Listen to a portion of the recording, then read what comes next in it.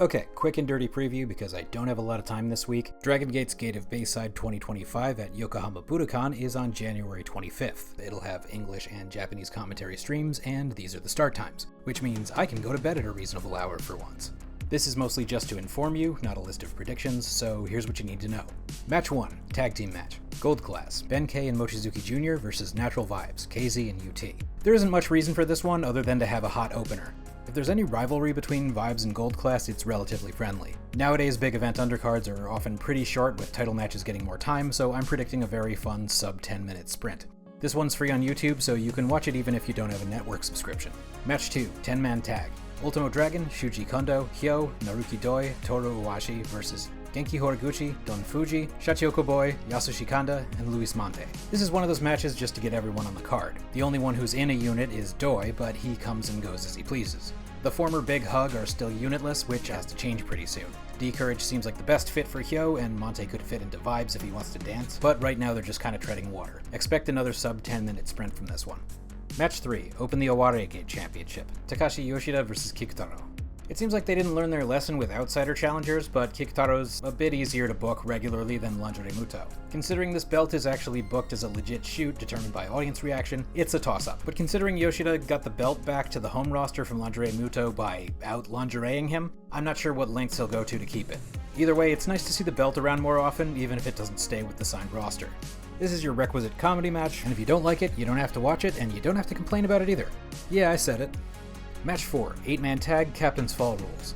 Mochizuki Dojo, Masaki Mochizuki, Ryo Fuda, Daiki Yanagiuchi, and Akihiro Sahara versus Z-Brats, Ishin, Yoshiki Kato, Homare, and Shun Skywalker. This is pretty interesting because there are a couple generational rivalries in this. Sahara and Homare hate each other, Daiki and Kato hate each other, and Fuda has a legitimate gripe with Ishin for interfering in his Young Dragon Cup matches. Kato won that tournament, so he was allowed to ask GM a favor, which was Mochizuki Dojo disbanding. But Mochi claimed they're not an official unit, so they can't even disband. Z-Brats suffers no consequences for a loss, just Kato having to live with wasting his tournament win when he could have asked for a title shot instead. So some comeuppance would be nice here. This is also under the rarely seen Captain's Fall Tag rules, which means the team captains, in this case Daiki and Kato, are the only ones who need to be defeated, and otherwise it's elimination tag rules. Pins, submissions, countouts, DQs, and usually over-the-top rope eliminations count in these. Shun and Mochi both take mentorship back seats here. This one's all about the new kids.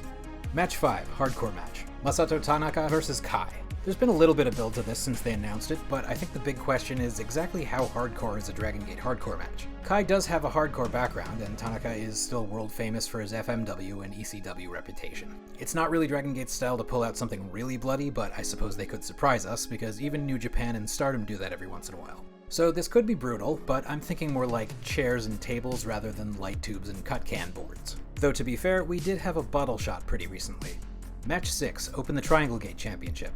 Paradox, Susumu Yokosuka, BB Hulk, and Kagetora versus D-Courage, Dragon Daya, Madoka Kikura, and Ryoya Tanaka. I feel like this one depends on how far Yuki Yoshioka is from returning, because if he comes back soon and he's the only one without a belt, well, awkward. But a little less so if they add Hyo to the group. The bigger story surrounding this is how much they've been pushing Daya. Coming off his King of Gate win, but losing his Brave Gate belt in the process, it would make a lot of sense for him to get a big win here. Paradox even getting the belts in the first place was a bit of a fluke anyway because of the previous champions vacating due to Shimizu's mysterious suspension. So D-Courage seems like the right move for a few reasons, but the result also depends on whether or not they want to foreshadow a belt change in the main event. Match 7, open the Twin Gate Championship. Z-Brats, Jason Lee and Kota Minoura versus Gold Class, Rita and Jackie Kamei. This is the most well-built match on the card. Jason and Jackie have an eternal rivalry due to Jason's betrayal in last year's Tag League. Minoura and Rita's rivalry is, obviously, due to their Gold Class history where Rita was formerly Minorita, Minoura's mini sidekick. Jackie's done great work in Gold Class so far, and Rita's being pushed as a credible threat instead of a comedy act. But I think the Mino Lee team still has some legs to it. They've only had them for a month, and a V0 defense is more of a Triangle Gate thing than a Twin Gate thing. This match will very likely steal the show, so definitely don't miss this one. Match 8, open the Dream Gate Championship. Yamato versus Strong Machine J. Yamato has re-solidified himself as the ace of the promotion after taking a back seat for a while before his current title reign, which started at Kobe World 2024, with a very impassioned speech about how he's not going anywhere. He's also the Brave Gate champion as of Final Gate, and he's decided to do nothing with it, challenging everyone to step up to him. This could very well bite him in the ass, because every time he cuts a promo now, he's just so tired. Which, same bro, same. Shun even soundly beat him at Korakuen one-on-one, which should earn him a title shot if only Shun cared about the belt. Strong Machine J, however, will be in front of a hometown crowd and has delivered some passionate speeches. The question, though, is whether he's there yet. While he's the leader of Vibes Chapter 4, KZ still feels like the centerpiece, and J didn't even make it out of the King of Gate blocks. The really unfortunate part is that he tied the defense record for the Triangle Gate before the belts were vacated, so that could have given him an extra boost of title cred during the build to this, but that didn't happen. I don't think they've built SMJ up enough, or had Yamato need to dig really deep enough yet to retain, so I'd be really surprised with a title change here. But again, this is not for predictions. They often manage to surprise me, and honestly, I like not hitching my wagon to specific results because then I can't be disappointed and complain online and have a bunch of stressful negative discourse about it.